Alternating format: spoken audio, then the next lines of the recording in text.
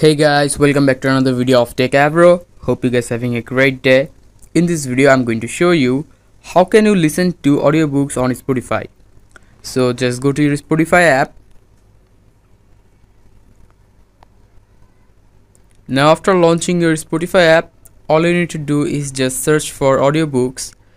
So to search it, in the bottom second option here you can see search icon. Just click on search, and in the top search bar just search for audiobooks. And after searching for audiobooks, here you can see all the audiobooks are here.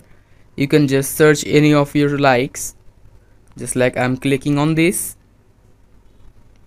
and just playing this icon you can just hear the audiobooks from here. If you want to change it, you can just change it by any of these, because all the audiobooks you can find here. So guys, that's how you can listen to audiobooks on Spotify. Hope you find this video helpful. If you find it helpful, then give a thumbs up and don't forget to subscribe to Tech Avro. Thank you so much for watching the video.